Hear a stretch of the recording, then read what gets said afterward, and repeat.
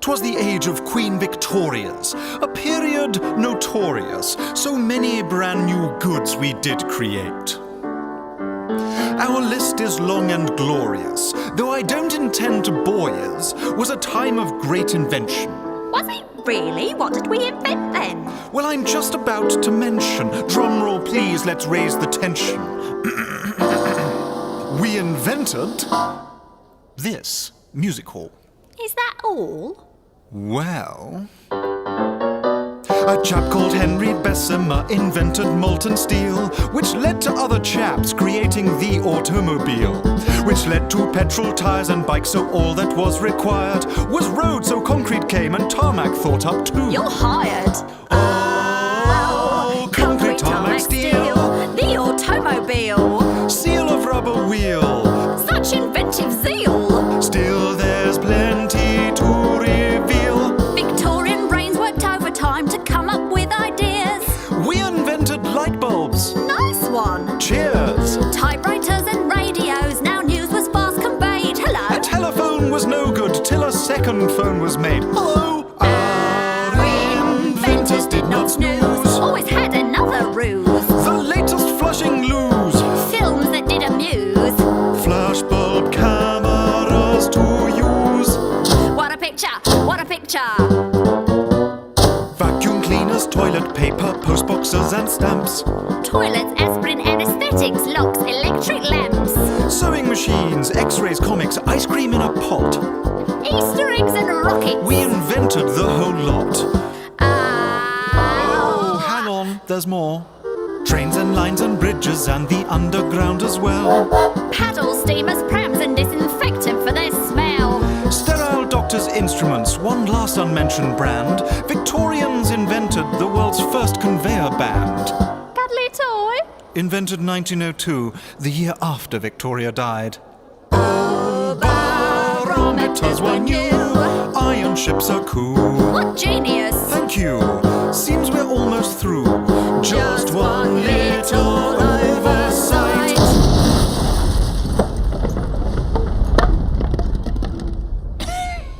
We invented dynamite.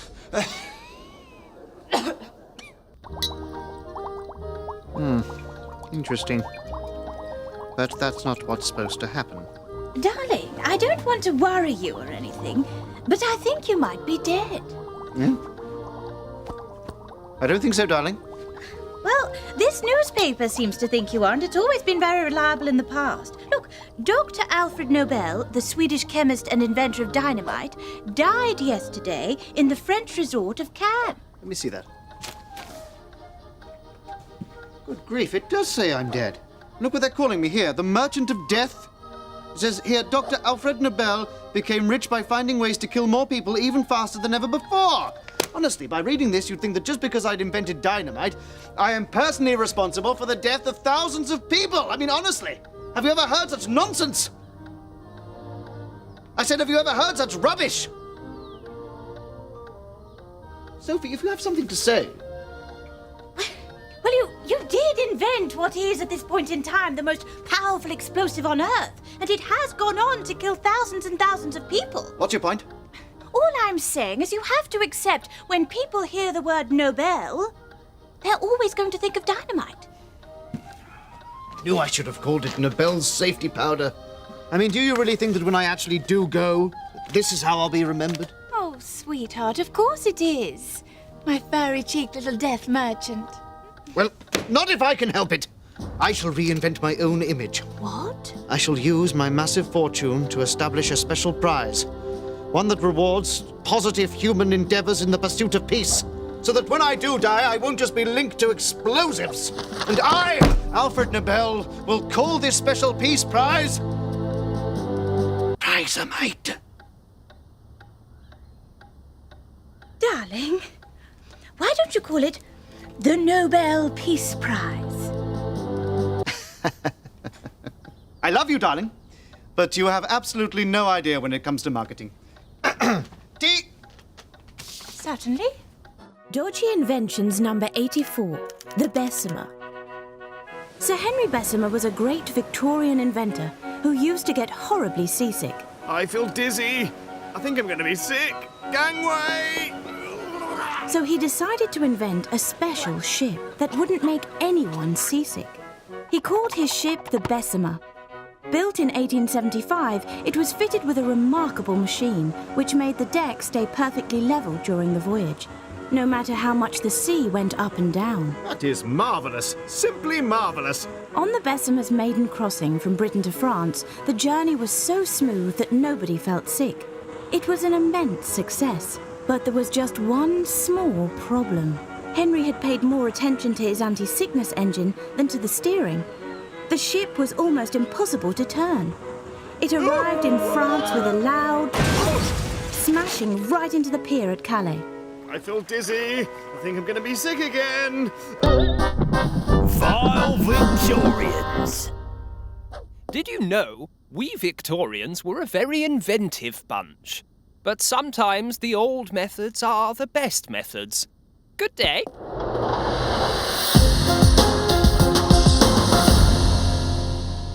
This is Victorian Dragon's Den. It's Victorian Britain, an age of enterprise and industry when many great inventions were, well, invented by inventors.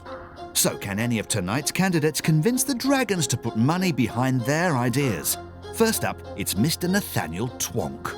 Gentlemen and lady, allow me to explain a most efficacious device that I have invented. I call it the automatic bottle washer. This device will automatically wash bottles for hours on end without the need for attention or adjustment. It's marvellous, yes. I'm in. I'm in. I'm in. Our next hopeful inventor is Mrs. Edwina Gruelbucket. Gentlemen and madam, I wish to present you with a golden opportunity to invest in my most marvellous invention, the automatic potato harvester. Wonderful. I'm in. I'm in. Well, it's been a good day for our hopefuls so far. Let's see if Sir Chesterton Widebelly can make it a clean sweep. Lady and gentlemen, I have invented something which I believe will truly change the world. I call it the vacuum cleaner.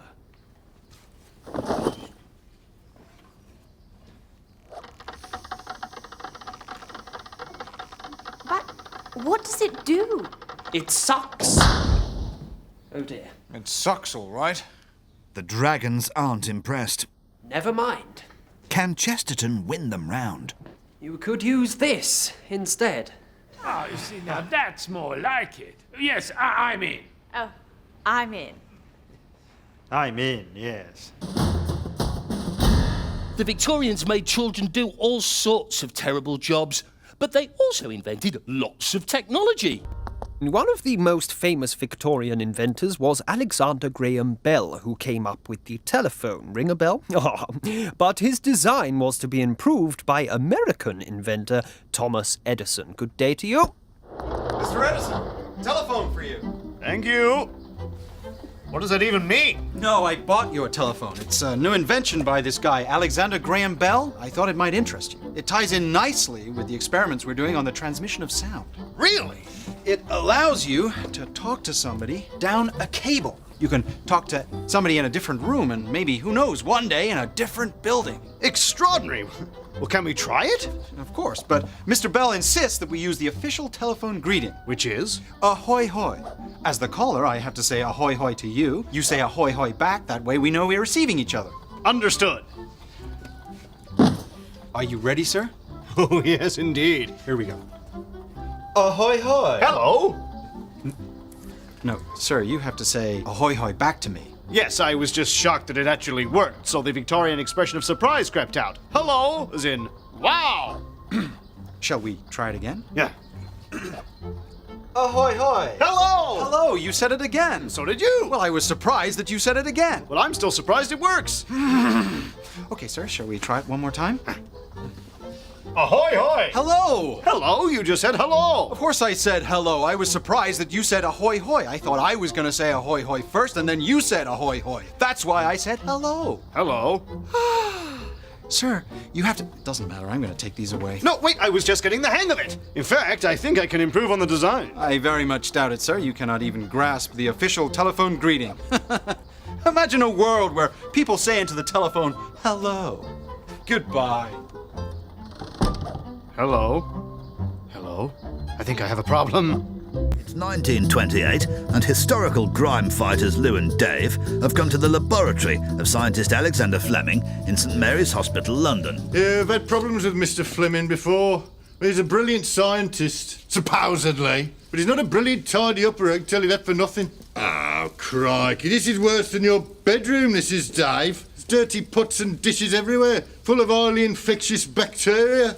I don't believe this, Dave. He's been experimenting with bacteria, and then he's gone on holiday without tidying up after himself first. There's mould in that petri dish. Oh, here he comes. Dr. Dolittle. What's going on? Tell you what's going on, mate. You're going to clean up this laboratory, starting with that mould there. Extraordinary. Not really, mate. That's what happens when you go on holiday and leave your dirty dishes. No, look, the staphylococci bacteria in this is completely normal, right? Whereas in this dish, it's been destroyed by the mould. Do you know what this means? Blooming strong mould. Exactly. I must grow some more. Don't think so, mate. Dave, the mould killer. No, stop. Look, you don't understand, right? This mould stops other bacteria from growing. I mean, this could be a really important medical discovery. One day we could use this to treat infections. Ah, right. Doctor, I'm feeling really ill. That's all right. Here's some mould. I reckon I'll win a prize for this one day. Yeah, you will, mate. The Filthiest Laboratory Award, 1928. Here's your award. Right, come on, Dave. Let's get out of here. I'd like to thank my mum for never making me clean my room. Disgusting. Toughy old jibber-jabber, Dave. With imagination, Inspiration. Innovation. And perspiration. We revolutionized transportation. Stephenson's the name of my steam engine's the best you will find. It was the rocket. It was called the rocket. The bullet train that carried passengers and was the first of its kind. Caused a commotion, doing the locomotion. Was best by miles, and what top prize at the Green Hill Trials. The Lord said it was dangerous, then saw how many tickets could sell. The tops were off it till they saw a profit. And so he paved the way for me. I'm his empowered Kingdom Brunel. An engineer, a famous pioneer. Railways off pat, a massive hat. At the top that I was a tunnel building, bridge creating, hat crafting, ship crafting, polymath in search of a way to take my train through my tunnel, cross my bridge to my ship and sail me fastest to the USA. My steamship, it made the trip in just 14 days. There across the ocean was clever old me on quite a star. He's Henry Ford, yes, that's what he's called. My assembly line's the first to make it cheap to buy a motor car. From Henry Ford, cars you can afford. I think you'll find made just one kind, but never mind. I was the fastest rating, car creating, introducing, mass producing, original Model T guy. I took his engine and bird wings and bike skills, worked until we found out how machines could fly. Not just a hop, but non-stop. Gonna get high, high, high. I'm Orville, what's the brains? The brawn, my brother Wilbur Wright. We were flying the plane and made the first sustained flight. Our engine's small, But powerful. Propelled to a great height.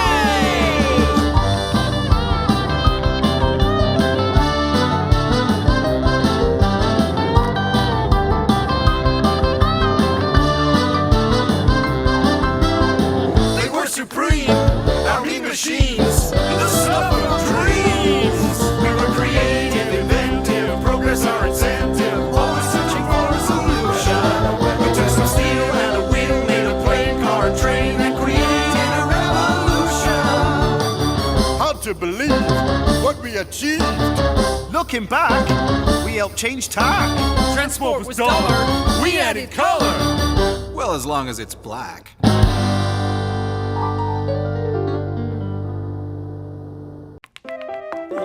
Gorgeous Georgians. We Georgians came up with the idea of making Yorkshire puddings out of batter.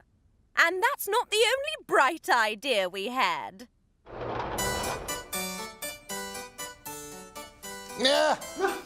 The hand is yours, Sirrah. I win again. Huzzah! Let's play again, Earl Sandwich. Only this time, I shall beat you, what? We shall soon see about that. Yeah. I find myself a tad peckish, old boy. Cook! Yes, your lordship. Fetch me some meat. Yes, your lordship. Yeah. Dashed inconvenient, but methinks I shall have to stop playing cards in order to eat unless... May I steal some of your fine bread? Be my guest. Yes, well, see. There! Huzzah! The bread stops my hand from getting greasy from the meat. Ergo, I can eat with one hand while still playing cards with the other. I think you might be on to something, Earl Sandwich. We should name it a sandwich after you. A sandwich. Capital. My good cook, I would like one of Earl Sandwich's sandwiches. I'm afraid we've no more meat, sir. We've only got the leftovers we usually feed to the dogs, such as hooves, snouts, tails, guts, private parts. Oh, well, why not mince it all up, shove it into some intestines, boil the living daylights out of it, and then stick it in a bun? Of course, Baron Hot Dog. I think I'm going to throw up. Fetch me a bucket. Certainly, Lord Turkey of Twizzler.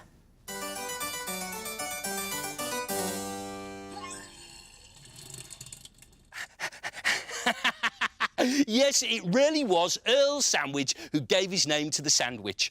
But he wasn't the first person to eat things between pieces of bread. The Romans were doing that about 2,000 years before. So we should probably call it a sandwichus. Because that's, if you put an us on the ends of words, it makes them sound Roman. And, oh, please yourselves. Our Tudor Queen Elizabeth I was a very difficult woman to impress.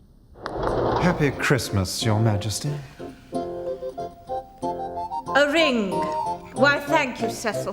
Have this put with all the other presents I don't like and never use. Yes, Your Majesty. Lord Robert Dudley! Lord Dudley. May your Yuletide merriments know no bounds, Your Majesty. Oh, a present. Whatever could it be? What does one get the Queen who has everything? Why, something that nobody has. How did this tiny clock get stuck in this bangle? 'Tis a wrist clock, Your Majesty, the first of its kind. With your permission.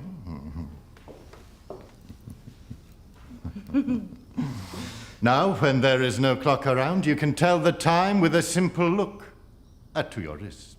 Oh, why? This is far and away my favourite present ever. Isn't it marvellous, Cecil? Yes, Your Majesty. Let us drink to this new invention. To the wrist clock. The wrist clock. Oh, dear me. There seems to be no clock here in the throne room, and I need to know the time.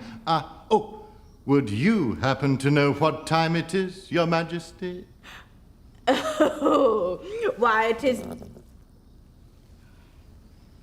Oh, dear Lord Dudley. There appears to be a serious design flaw with your wrist clock. Indeed, Your Majesty.